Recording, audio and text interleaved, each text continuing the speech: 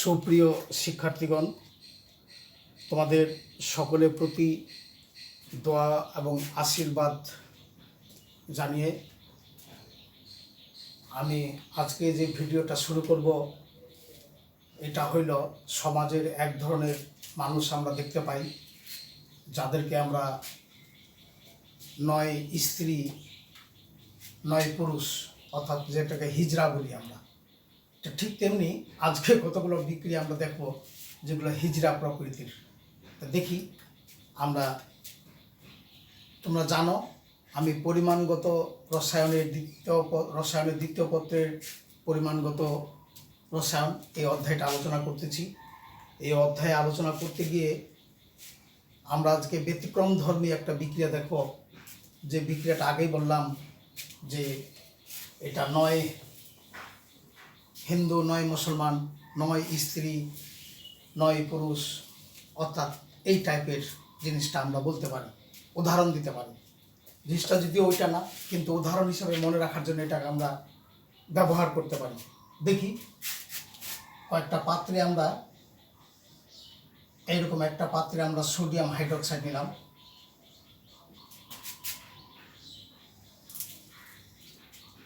Sodium hydroxide এরকম তিনটা পাত্রে সোডিয়াম হাইড্রোক্সাইড নিলাম। এই প্রথম পাত্রটাতে, এক নম্বর পাত্রে এই সোডিয়াম হাইড্রোক্সাইড ডাইলুট এবং কোল্ড অর্থাৎ শীতল, এখানে আমরা ক্লোরিন গ্যাস প্রবাহিত করাবো। আর দ্বিতীয় পাত্রে এই সোডিয়াম হাইড্রোক্সাইড ঘন অর্থাৎ কনসেন্ট্রেট, এখানেও আমরা এই দ্রবণের মধ্যে ক্লোরিন গ্যাস প্রবাহিত করাবো। 3 নম্বর পাত্রে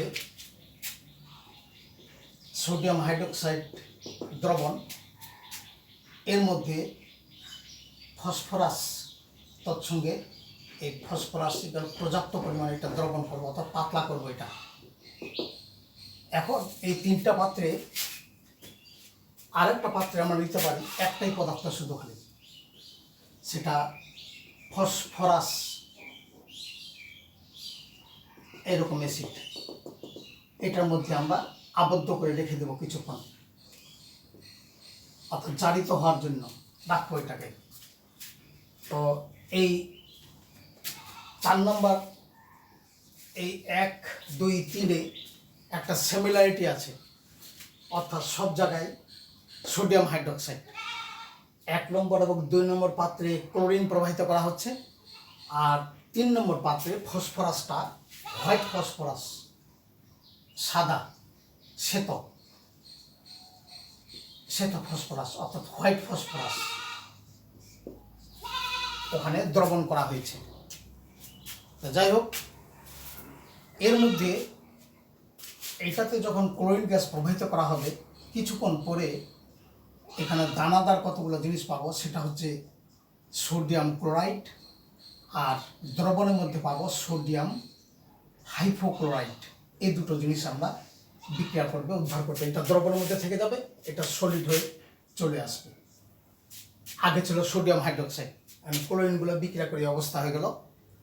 আর এটাতে আমরা দেখব এখানে ঘন এবং এখানে তাপমাত্রা দিব 70 ডিগ্রি সেলসিয়াস তাপমাত্রা। তাহলে এখানে হবে কি, ওই সোডিয়াম হাইড্রোক্সাইড ক্লোরিনের সঙ্গে বিক্রিয়া করে কিছুক্ষণ পরে এখানেও আমরা সোডিয়াম ক্লোরাইড পাবো, এটা পাবো। তৎসঙ্গে এই সোডিয়াম ক্লোরেট এই যৌগটা আমরা এর মধ্যে পাবো আমরা দানাদার। আর এখানে সোডিয়াম হাইড্রোক্সাইড পানি এবং সাদা ফসফরাস বিক্রিয়া করে এখানে একটা গ্যাস বের হয়ে আসবে, সেটা হলো ফসফিন গ্যাস। আর এখানে এই সোডিয়াম মেটাফসফরিক অ্যাসিডের একটা হাইড্রোজেন সরিয়ে একটা সোডিয়াম আসবে, অর্থাৎ এটা হলো মেটাফসফরিক অ্যাসিড, অর্থাৎ মনোসোডিয়াম ডাইহাইড্রোজেন মেটাফসফরিক অ্যাসিড, অথবা সোডিয়াম মেটা ফসফরিক অ্যাসিড। আর এটাতে পাবো আমরা এখানেও এই ফসফিন গ্যাস বের হয়ে আসবে, আর তারপরে এই ফসফরাস অ্যাসিড ফসফরিক অ্যাসিডে রূপান্তর হয়ে যাবে। তো আমরা এই চারটা ঘটনাকে অ্যানালাইসিস করে দেখি কিভাবে এরা ওই আগের কথাটাতে আমরা ফিরে যাব, কিভাবে আমরা হিজরা টাইপের ঘটনা ঘটে। এখানে 1 নম্বরটাতে দেখতেছি আমরা সোডিয়াম হাইড্রোক্সাইড ক্লোরিন বিক্রিয়া করে সোডিয়াম ক্লোরাইড, সোডিয়াম হাইপোক্লোরাস, দুটো সোডিয়াম 2 দিতে হয় এবং এদিকে 1 অণু পানি। এটা 1 নম্বর পাত্রের বিক্রিয়া। 2 নম্বর পাত্রের বিক্রিয়াটা হচ্ছে, আমরা বিক্রিয়াগুলোকে প্লট করি। ক্লোরিন, এখানেও তাই sodium chloride, sodium chloride plus sodium chlorate এবং তৎসঙ্গে এটা দ্রবণের মধ্যে থেকে গেল পানি। এটা 2 নম্বর পাত্রের বিক্রিয়া।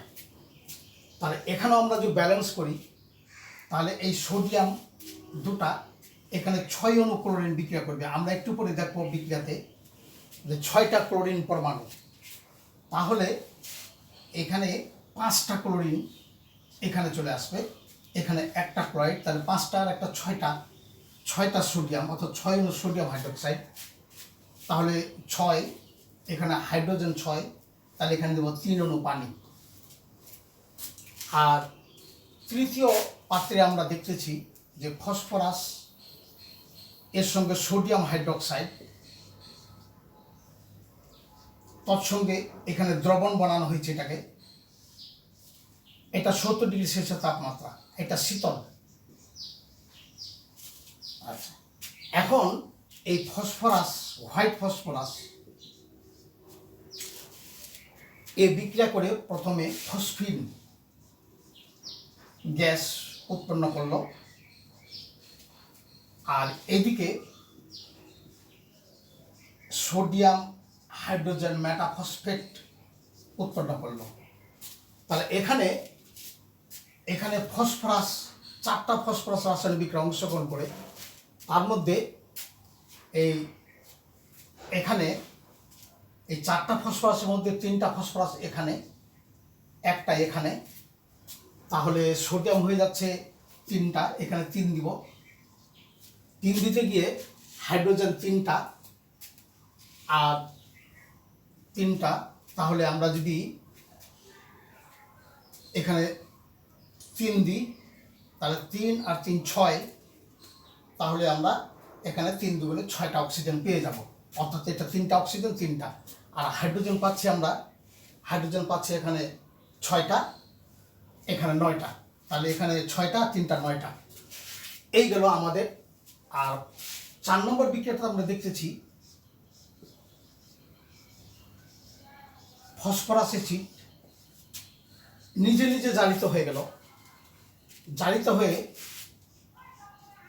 এখানে ফসফরিক অ্যাসিড এবং তৎসঙ্গে ফসফিন এই গ্যাস বের হওয়া শুরু হয়ে গেল।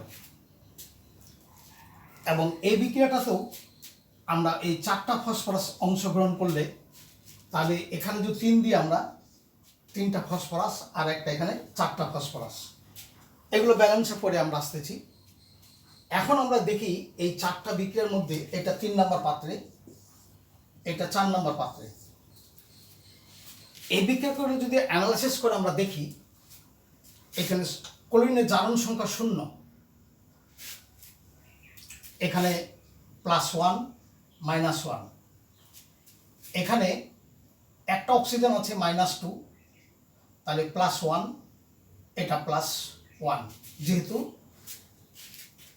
তাদের টোটাল আয়নগুলো নিরপেক্ষ অবস্থায় 0 হয়ে যাবে। অপরদিকে এখানে দেখি আমরা ক্লোরিন 0, তাহলে এখানে +1 -1, এখানে -6, 6টা যেহেতু অক্সিজেন, তাহলে এখানে +1 এবং এটা +5, অনুরূপভাবে এখানে আমরা দেখতেছি এই ফসফরাস জারণ অবস্থা 0, এখানে হচ্ছে +3, অতএব এখানে এই 0 করতে গেলে ফসফরাস -3, আর এখানে 4টা অক্সিজেন 4, একটা সোডিয়াম +1, দুটো হাইড্রোজেন +2, তাহলে ফসফরাস এখানে +1। আর এখানে দেখতেছি আমরা যে 3টা অক্সিজেন -6 +3, তাহলে অবশ্যই এটা +3। আর এখানে হয়ে যাচ্ছে -8 +3 এবং এটা +5, আর এখানে +3 -3। তাহলে এই সমস্ত বিক্রিয়াতে আমরা দেখতেছি যে এই ক্লোরিন একবার হয়ে গেল মাইনাস, অর্থাৎ 0 থেকে -1, তার মানে কি তার জারণ সংখ্যা কমে গেছে। জারণ সংখ্যা কমে গেছে মানে হলো বিজারিত হয়েছে, রিডাকশন, বিজারিত হয়েছে। বিজারিত হওয়া মানে হলো ইলেকট্রন সে গ্রহণ করেছে। তাহলে একটা ক্লোরিন ইলেকট্রন গ্রহণ করে ঋণাত্মক হয়ে গেছে, অর্থাৎ সে বিজারিত হয়েছে। সে হলো তখন জারক পদার্থ, সে তখন জারক পদার্থ হয়ে যাচ্ছে। অপরদিকে আরেকটা ক্লোরিন এখানে 0 থেকে তার জারণ সংখ্যা +1 হয়েছে। এটা কথার মানে এই তার জারণ সংখ্যা বৃদ্ধি পেয়েছে, অতএব এটা জারিত হয়েছে, অক্সিডাইজড হয়েছে, অর্থাৎ 1 atom of chlorine also reduced and another atom of chlorine also oxidized by releasing electron ত্যাগ করে। In that case chlorine is reducing agent, বিজারক। তাহলে যে কথাটা বলছিলাম যে ক্লোরিন এই ইলেকট্রন গ্রহণ করতেছে আবার নিচ্ছে, তাহলে এর মধ্যে দুটোই হোমোজেনিক্যাল, অর্থাৎ দুটোই চরিত্রের মধ্যে বিদ্যমান, একটা বস্তুর মধ্যে দুটো চরিত্র বিদ্যমান। আবার এখানে দেখি আমরা এই ক্লোরিন এখানে 3 অণু, মানে 6টা ক্লোরিন পরমাণু। আমরা জানি অণুগুলো পরমাণুতে রূপান্তর হবে, তাহলে এখানে দেখা যাচ্ছে এই ক্লোরিন এখানে তার জারণ সংখ্যা 0 থেকে -1 হয়েছে, অর্থাৎ জারণ সংখ্যা কমে গেছে, মানে বিজারিত হয়েছে, এবং সেখানে ইলেকট্রন গ্রহণ করেছে। ইলেকট্রন গ্রহণ করছে 5টা ক্লোরিন, 5টা ইলেকট্রন গ্রহণ করে 5টা ঋণাত্মক আয়নে রূপান্তর হয়ে গেছে, অর্থাৎ 5টা ক্লোরিন 5টা ইলেকট্রন গ্রহণ করে 5টা ক্লোরাইড আয়নে রূপান্তর হয়েছে, অর্থাৎ বিজারিত হয়েছে। অপরদিকে এখানে আমরা দেখতেছি ক্লোরিন 0 থেকে +5 হয়েছে, অর্থাৎ জারণ সংখ্যা পরিবর্তন হয়ে গেছে, জারণ সংখ্যা বেড়ে গেছে, তাহলে এটা জারিত হয়েছে। এবং এই ক্ষেত্রে ওটা বোঝাই যাচ্ছে জারিত হলে সে রিডিউসিং এজেন্ট।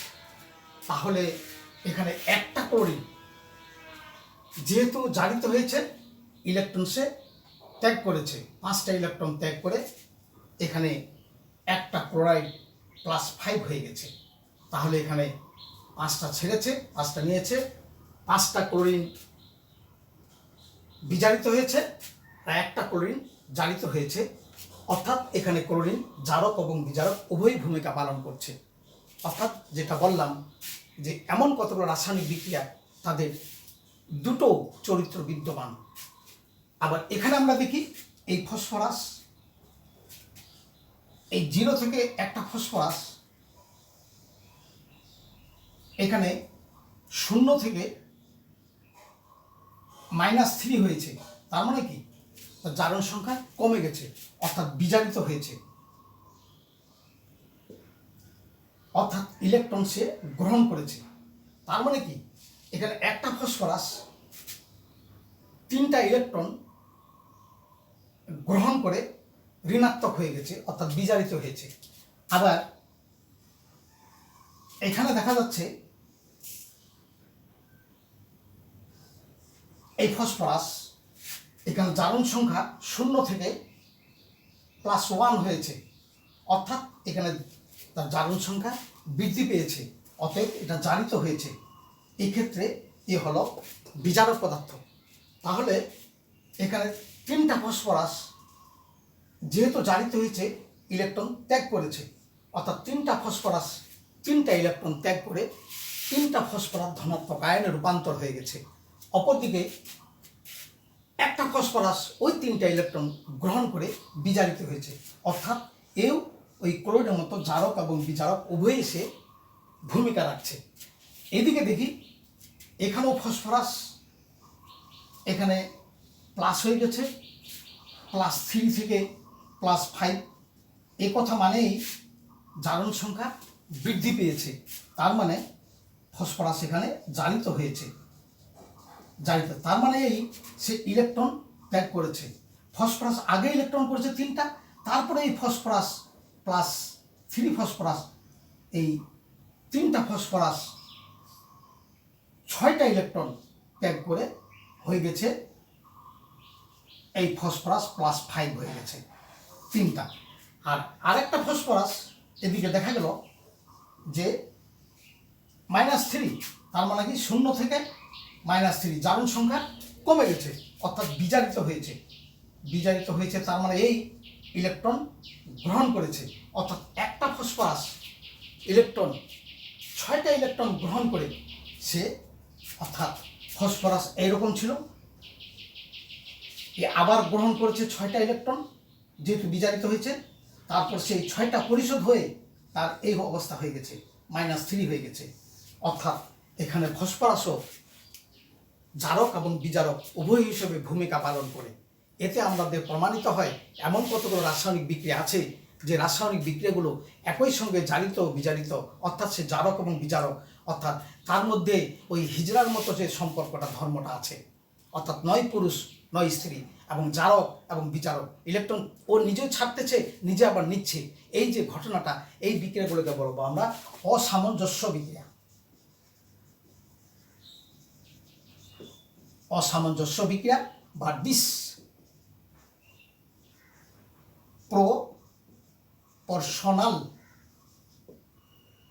রিঅ্যাকশন, অর্থাৎ অসামঞ্জস্য বিক্রিয়া।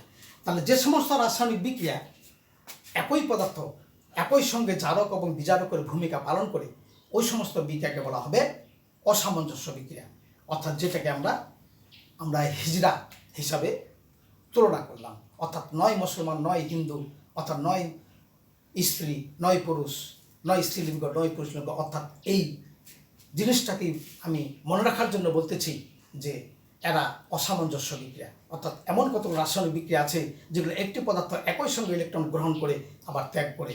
তোমাদের সকলকে ধন্যবাদ।